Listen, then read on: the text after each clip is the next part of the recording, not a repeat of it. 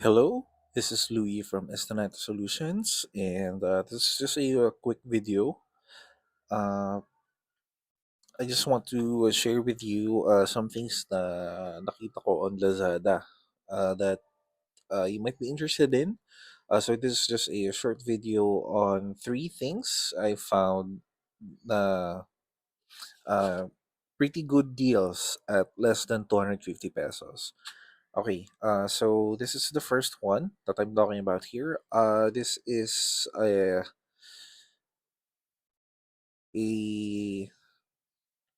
earphone set, no? So in-ear siya. Pero kung familiar kayo sa sa VE Monk, kasi a few years back, no, member ako ng isang uh, head headphone and earphones enthusiast group sa Philippines called HEAP, no? So uh, a local company, I think they tried doing this, no? So it's probably just been outsourced sa China, no. So kapag tiningnan natin 'to, a few years back, no, I think I was able to buy uh, that VE Monk earphones for 350 each, no. Kasi naalala ko nung parang bumili ako tatlo. Isa sa akin, isa sa kapatid ko, tapos isa sa nanay ko. Tapos actually sobrang tagal nun sa akin, no, na useful siya. Ang ayoko lang doon is wala kasi siyang earphones, no? I mean, wala pala siyang mic, sorry. So itong model na 'to, no, ah, ayan, actually very similar siya. Almost the same sila nun.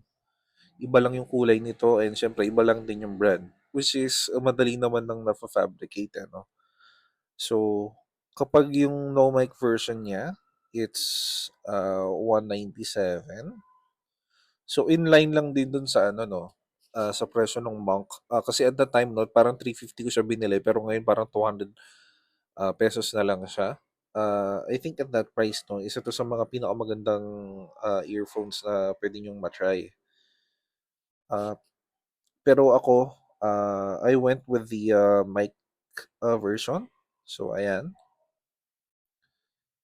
This one is 265, no. So kaya ko siya nasabi na it's below 250 is kasi pag ginamitan niyo siya ng mga ano, no, ng mga vouchers, like ito, I was able to buy this at only 165 kasi meron silang voucher ng 100 pesos.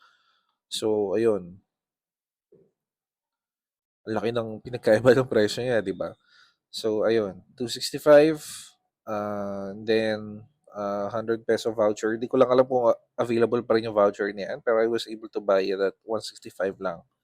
Okay? Tapos nung naghahanap pa ako, no, later on nakita ko naman ito. So tingnan nyo, kung titingnan nyo yung body, no, so almost the same lang din siya. Pero this one has braided cables. So probably mas matibay ito. 144. Tapos meron din silang version na may mic. So ganoon din siya, oh. Look, 140. O tapos parang bababa pa siya ng 138. Ayan. So iba naman yung pangalan nito, MX500. Okay. Although na-order ko na kasi yung isa, eh, no. So alam mo, bumili ako ng pangalawa pa. Just in case lang, no. Ayan. Hindi pa kayo, kung wala pa kayong gear nyo, ako kasi I'm just starting again, no. Okay. Next, the one that I found next is ito naman. So, this one, it's a Bluetooth adapter, no? So, ang gusto ko dito sa model na to is kapag tinignan nyo siya, meron siyang memory card slot. Ibig sabihin, pwede kayong mag-play ng music diretso. Parang na rin siyang MP3 player. Tapos, since Bluetooth adapter siya, tapos meron siya nitong kinakabit sa kanya, no? Pwede siyang in, pwede siyang out. So, kunwari, uh, meron kayong normal na earphones, like ito nga. normal na earphone lang, 'di ba? Puwede niyo siyang ikabit diyan, tapos basically nagiging na 'tong ano, wireless, 'no? Puwede niyo na ikabit sa phone, tapos yung phone niyo nasa bag. Tapos ito lang yung hawak-hawak niyo na nasa labas. So, maganda 'to kunwari sa mga nagjo-jogging, 'no, or nagco-commute, 'di ba?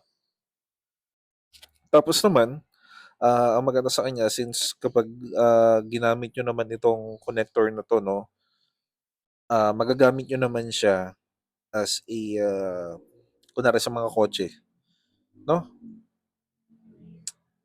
Ayun. So, this one, it's 245.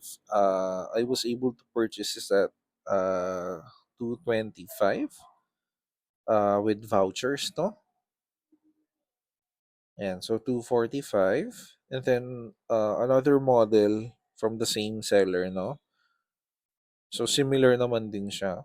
Mas mura siya ng onti. So, ang pinagkaiba lang nila basically kasi ito is, meron siyang physical buttons, puwede kang mag-next. Pero wala itong ano, ang pinagkaiba niya wala naman siyang card reader, 'no. So, kung nakikinig ka ng music puwede mo na siyang gamitin na for, pang-move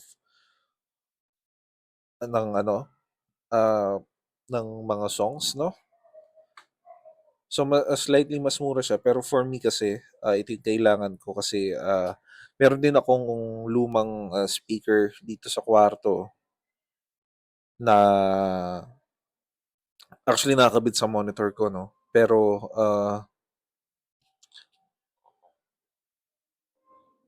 may times na gusto ko kasi makinig using an SD card lang. So, ayun, ito yung pinili ko na model, 'no. Pero kunwari kung, hindi gano'n yung budget niyo, 'no, may isa pa kayong option, okey? Tapos ito naman, I consider this na parang bundle, eh, 'no. So, ito naman it's a, multimedia keyboard, 'no. So, kung kaidaran ko kayo, 'no, kung mga mid-2000s nagko-com shop kayo, ah, mga ganito yung mga keyboard and mouse before, 'no. Hindi pa katulad nung ngayon na parang lahat ng gamit is parang mechanical na. So, ayan, basic na keyboard and mouse lang siya. I actually already own, a pair of this. Kasi, ah, nakalimutan ko kailan, last year ata, 'no, parang nagpalit ako ng case ng computer ko. So, I bought a, green case. Tapos tinerno-terno ko na kasi nauso yung ano, Frutiger Aero, kung familiar kayo dun. Yung kumbaga parang yung aesthetic ng Windows 7 and yung Windows XP era, 'no. So, very throwback kasi ito, yung ganitong itsura, 'no. Tapos ang maganda pa sa kanya, PS2 kasi 'to. So, kunwari kung technician ka or you work with older computers, tapos, nagta-try ka mag-install ng older versions ng mga OS like for example, Windows 7. I think ang Windows 7 is wala pa siyang built-in na ano, eh, na drivers for USB. So, you need to use a, PS2 keyboard to install Windows 7. So, ayun lang, 149 'to. Actually nagmahal na nga 'to, eh, kasi, I just verified, 'no, parang nung binili ko 'to, this was actually, 100 ata, 110 nung in-order ko 'to. Tapos this one, 99 or 100 'to. Basta parang nabili ko sila pareho for just 200. Tapos parang may voucher pa ako. Parang 190 ko lang nabili pareho. Pero at 149 and 99, 'no, these are still good purchases. So 250 yan total, 'no. So ayun. Actually, 'no, 'pag ginamit ko 'to mas malaki pa 'to dun sa full size na mechanical keyboard ko. So, kung titignan niyo, 'no, multimedia keyboard siya. So, pwede ka mag-play ng music. May next, may forward. May mga ganong extra buttons siya sa taas. So, this price, no, huwag kayong mag-expect na ano to. Huwag kayong mag-expect na mechanical to. Membrane keyboard lang to, first and foremost. Tapos, kung naka-mechanical na kayo, baka manibago kayo when using membrane keyboards again, no? Pero ito naman, ginagamit ko to sa isang computer na mostly it just runs 24/7 na hindi masyadong ginagalaw, no?